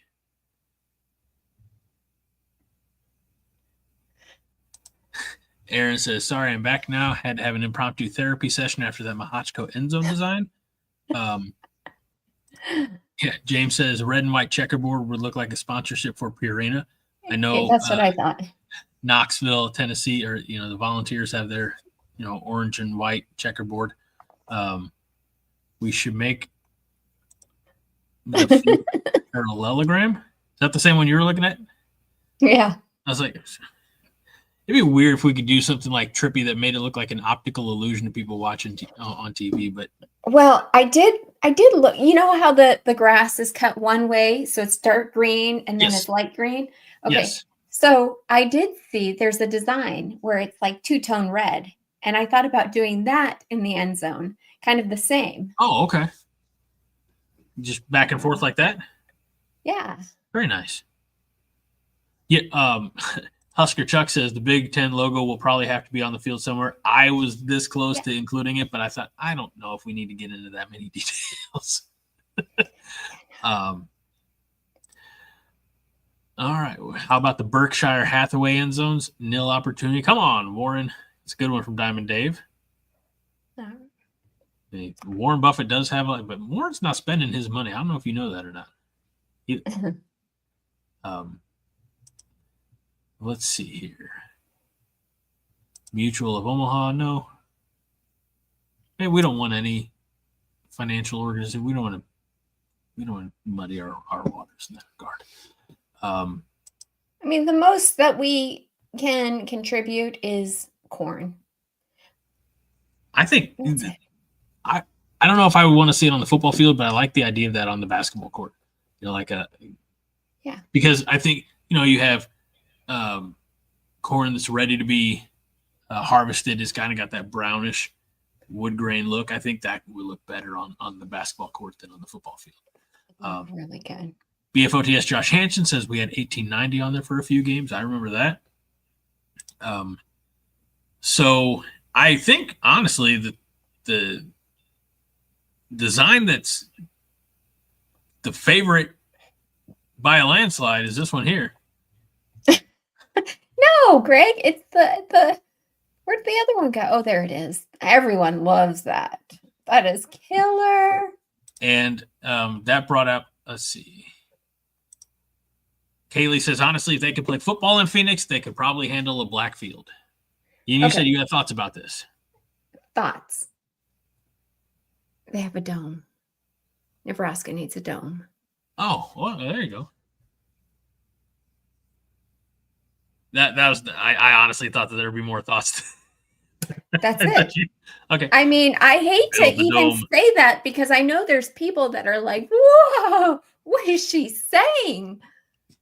What you got to do is you got to build the dome. You got to build the dome and you got to make Canada pay for it.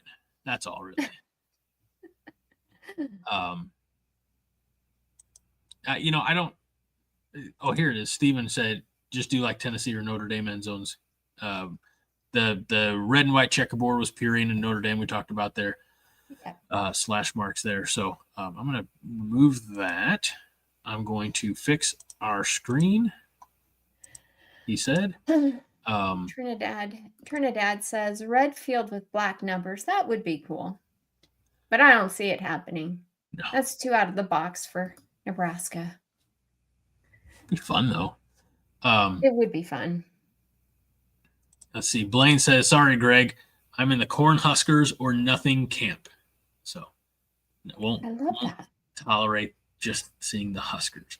And by the way, I just want to put this one back up here briefly. I did want to try to stretch Huskers to have it cover more of the end zone. It just wouldn't cooperate. So, not given the amount of time that I had. I was too busy. I had 5 other ones to make. I couldn't. You did a good job, Greg. I'm impressed. You over. I don't know. You more than did your fair share of the work here. For this part of the show, not the other part of the show. Yeah, because this is what you wanted to do.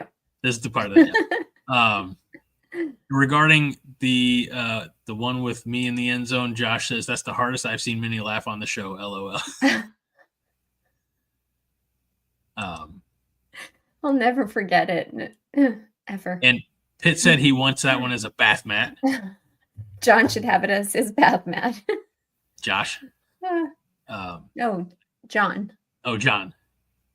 Yeah, why not Josh too? We should try and make that as bath mat. Maybe we should have that available on the Copycorn? Yeah, copycorn.com. Well, if you think about it, there's nothing here that's copyrighted. Like that's all us. It's totally us. So I'm gonna start if you guys would like a bath mat, let us know.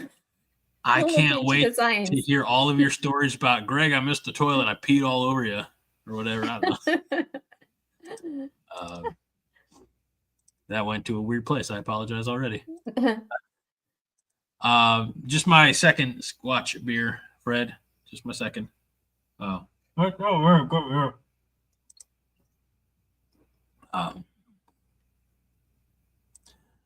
see. As we look at some of these other starred comments, Pitt said earlier that Kentucky's slot receiver will pull down a lot of balls too. Is that Hardly Gilmore? Hardly. Mm-hmm. I thought you were going to say Hardly. Hardly.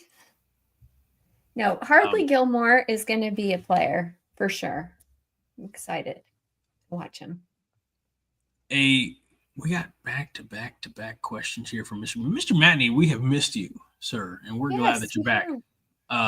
This first of his great questions, we'll mix some of the other ones in. Minnie, what do the next 3 years look like? 2025 9 wins, 2026 college football playoffs, 2027 Natty? I'd like to say at the very least, yeah, I can see that. I think you can see it too, can't you? Are you asking me or are you asking Mr. Matney? Matney. Oh. He put it out there. I think he can see it. Can you see it, Greg? My contact is still a little Greg unsettling. You know that my unwavering optimism says that in 2025 we're going to win it all. Okay, just making sure. And in 2026, the dynasty starts anew today. Okay. So Fred has thoughts on the list of improvements that you would have for Dylan. Minnie's list of improvements are he just needs to be even more awesome, and after that, even more awesome. That's true. I like this one from Douglas. Douglas says, I sure hope we get a chance to make that Indiana coach eat crow next year. So, yeah, I'm not a big fan of Cignetti. Nobody is. Well, nobody in the Big Ten is. Indiana. He threw all of us under the bus. Huh? He threw us all under the bus. Oh, I don't even know what that means. Tell me more. What happened? What is this incident? Why should I be outraged? After he lost in the playoffs, he goes, well, we beat all these ranked opponents. And he threw all the Big Ten under the bus, basically calling us like we're the worst to play against. Yeah. Well. I know, right? I say we go beat his ass. Let's do it. No. If you and I ever run into him on a for legal purposes, dark street, this is for entertainment only. Okay. We wish no physical ill or harm That's true. to Chris Signetti. That's true.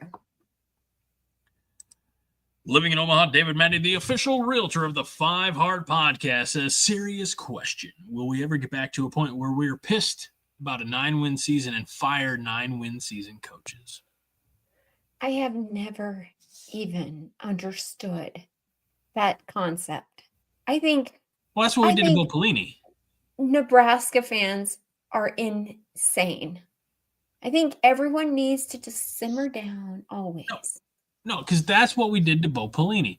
Bo Pelini never won less than 9 games as a head coach at Nebraska. The problem was the games that he lost were wildly lopsided, and he had the sideline persona of a rabid squirrel or something. Like he was a loose cannon. I didn't like the fact that they fired him at the time.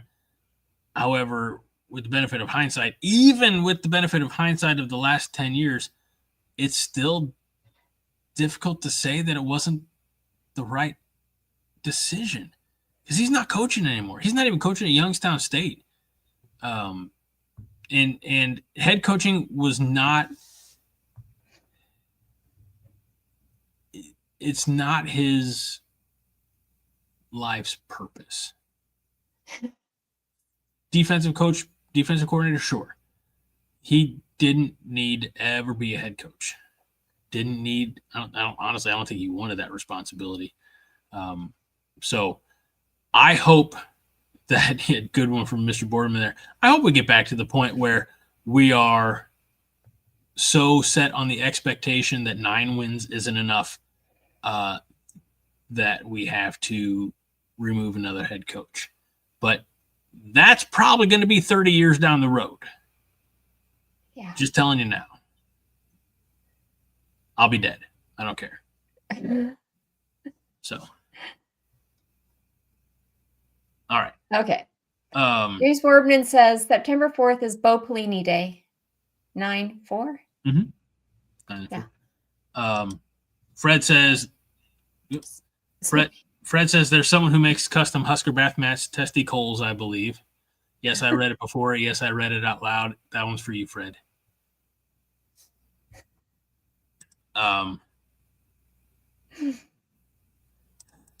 Dustin says, Greg's smiling up at everyone's crotch as they get into the shower.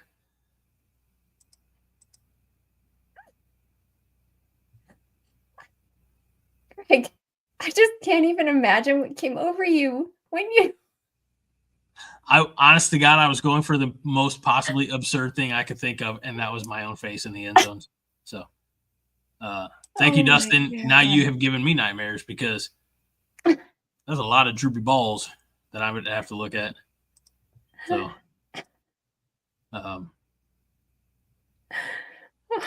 Dustin also says, I'm just going to get on an early jump on the cons, even with the right pieces in place now in Nebraska. Somehow we will Nebraska the shit out of next season. Yeah. He didn't mean that in the positive. He meant that in a we will find a way to lose, which is what we have done. No. And that's why he said, going to get an early jump on the cons. The cons is negative. So see, I understood Dustin. I have a way of looking at everything positively. It's scary. It's terrifying. James says Dylan will have a huge season. His voluminous statistics will be sizable and top heavy. He will have a massive legacy at the program. Love it. Well, just remember, huge, voluminous, sizable, top heavy, massive are all ways of saying big, large, or in Dylan's case, fat. So. I don't think he meant it that way. He put them all in quotes, Minnie. There was only one way for you to interpret that. He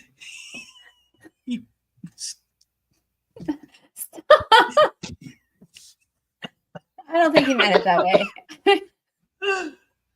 I don't think he could have made that any clearer. By the way, while I'm looking at the starred comments, we're getting 49, 50 new live comments. What is going on the live comment side? Minnie, take it to our eye in the sky, Minnie Hunt. I thought. Okay. No, I'm not gonna. There's a lot of. Again, they're trying to get me to say things. Okay, well, I won't let them do that. Fred says, imagine Kent Pavelka on a touchdown call when a TD lands in Greg's mouth. Touchdown, touchdown, touchdown. Right in Greg's kisser, touchdown. To be so lucky. A soccer pitch mode design would be interesting. Pitt says, I'll be inheriting some Berkshire, so I might reconsider. Oh, hey.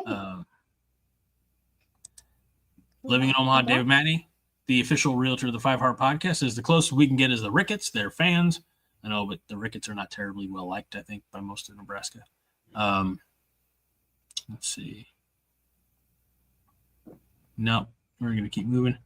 Redfield. We're going to have our own, guys. It's just a matter of time before we have our own celebrities on the sideline.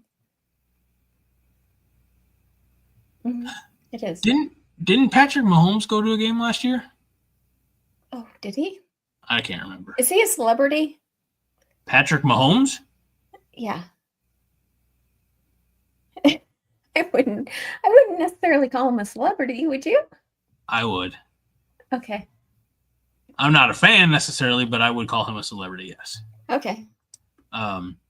Brett says, you're high, Minnie. There will never be a Memorial Stadium dome in Lincoln. I see. I told you. Yeah, we talked about Eastern Washington with their Inferno Field.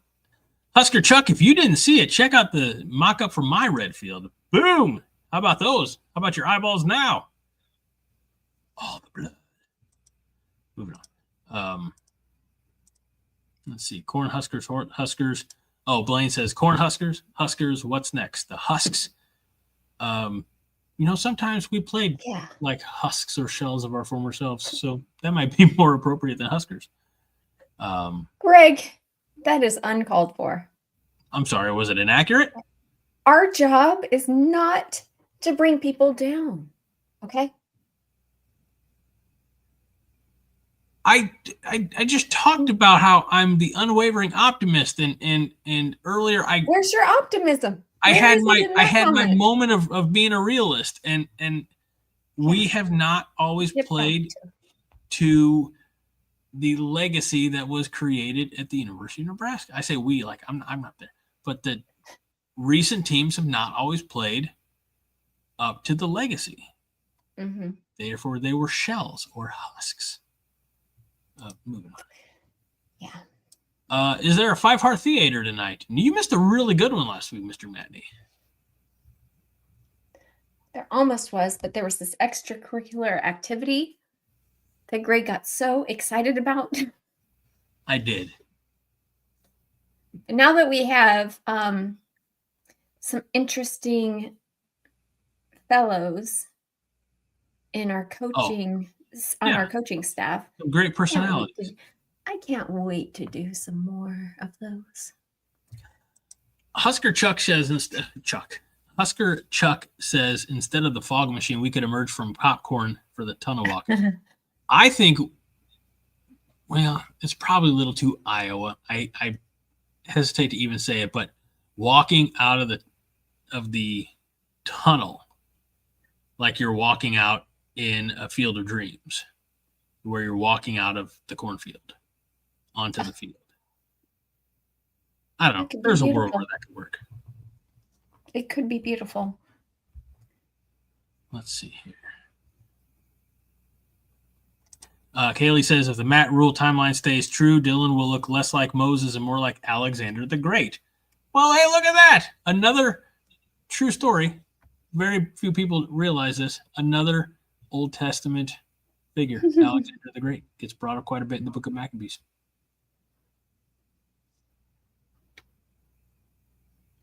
But, died from a STD at a very young age. So, Greg, that's gross. Okay, moving on. He did! Come on. Can we not? Okay, sorry. Dylan is like a female lead in a Marvel movie for Minnie. Is that true?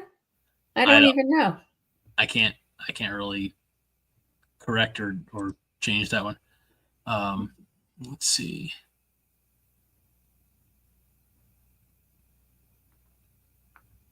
A lot of good ones. We miss Faux Pellini, Husker Chuck. Fred, that's what I do. I validate your existence. I don't remember what thought this was that you could have gone without, Mr. Matney, but you're welcome, and I'm sorry. Let's see.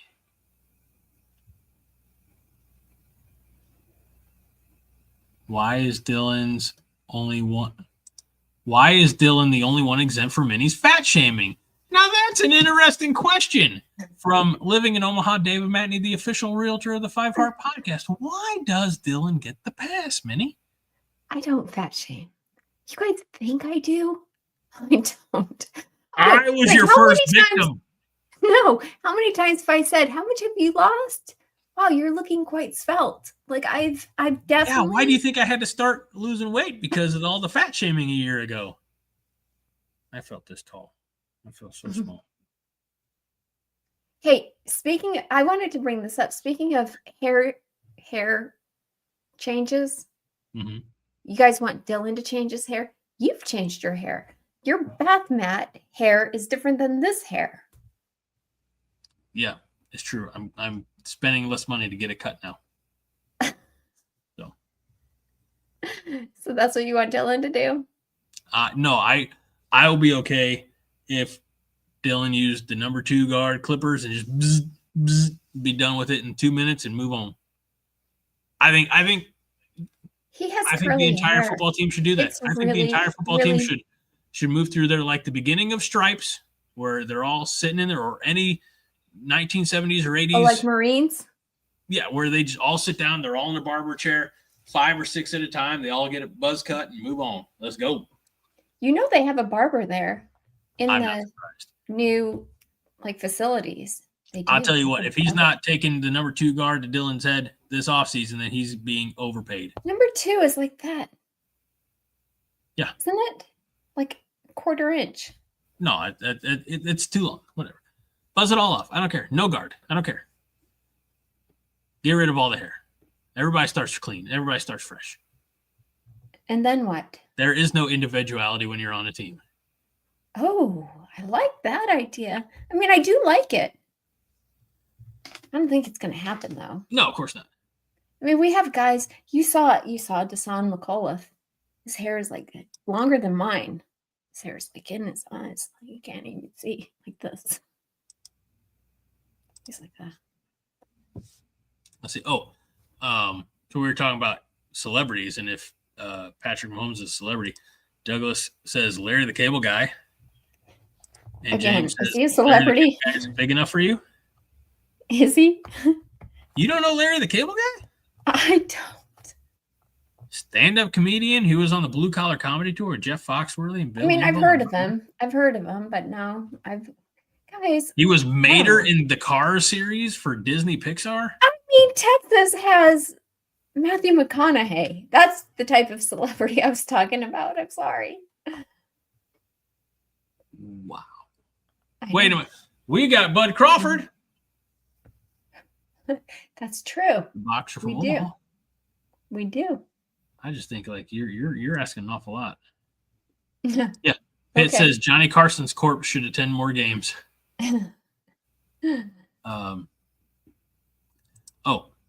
Fred says my red Inferno field needs me doing lunges in each end zone. I don't want. Hey, the thrills should be between the end zones, all right, not in the end zones, Fred. This is actually a good thought. Do it. Do it. Do it. Do it. Quick ones. Da-ba-da-ba-da. Yep. Oh, there we go. Douglas says, Minnie, your hair is perfect. Aw, thank you. Thank you, Douglas. Fred says, I have Yes, great I clips. did. Go ahead. I'm sorry. Oh, sorry. It's just because I'm reading the comments now. I can't help it. I spit things out. Okay. Go ahead. Your turn. Floor's all yours. No, you. I'm done. Floor's all yours. No. Craig, I don't like it whenever you do that. No, it's okay. I don't want you to forget. It makes me feel really bad. No, I'm not going to forget. I'm not going to forget. Just okay. go. Okay. Fred Just says, go. I have great clips. Hit me with the zero guard on the side and give me the Peaky Blinders do. So there you go. Now, what were you going to say? Like Peaky Blinders. I was going to just say, Pit Snipe, I do know the Johnny Carson reference. I do. Okay, that's it. I ain't got that far yet.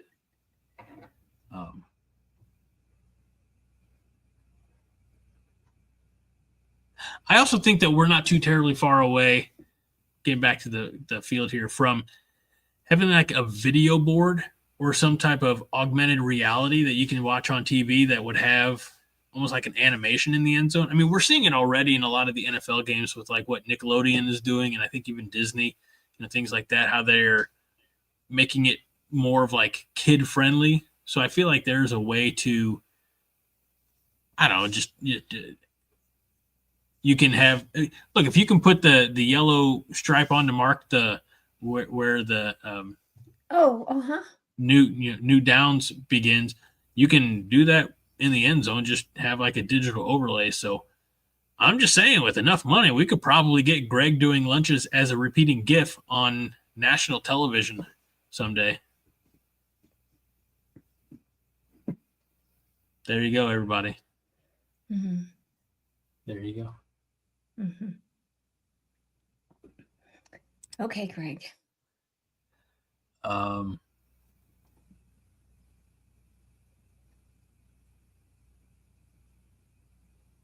Fred's calling back to Mr. Matney's YouTube stream when he was there, and David gave him a call. I said, definitely David Maureen LOL'd when you mentioned me, and then 5 heart. Wondering where all of your streamer viewers are. That should we? We're plugging yours. You should plug. Let's see. You're shameless, I swear. All right. Last one here. I don't know last one, but last one that has started. I clear a few out. How does everyone feel about playing high school equivalent teams during non-conference play? Hate it. I hate it. I hate it. I hate it. I hate it. But I think this is the last year that will happen. I'm hoping. I don't think it didn't sound like, if I remember correctly from last week's press conference, Matt Rule didn't seem to have a huge problem with it. He says it sounds like the only game at this point, the only games that matter with all the automatic qualifying, auto bids and things like that are the conference games. So why get hurt? Why get beat up by, SEC? He said he's open to a Big Ten SEC crossover, just like in basketball, men's basketball, there's the Big Ten ACC challenge. Mm-hmm. So he's open to that. But he says, why would we, beat ourselves up even more in the non-con? So, yeah, I mean, I see both sides of it. My thing is the SEC is only playing 8 conference games and scheduling in a lot of powder puffs. We're at least playing 9 conference games with our, Houston Christian or whatever. So, it is what it is, Mr. Matney. I like that. James says we still have Arizona and Oklahoma on the schedule in the future. Well, I saw that our favorite coach, who is lacking in some toes, had suggested doing spring games against other college football teams. I saw that. That doesn't make any sense whatsoever. I mean, we play against each other and we get hurt. Why would we play against another team? He wants it to be more like the NFL, summer camp, preseason workouts where they have these controlled scrimmages. So,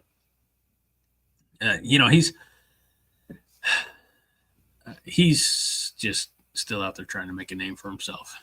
I saw Adam Carricker put that out there. I wasn't planning on bringing it up, but it's unnecessary. It is an unnecessary risk to take in spring.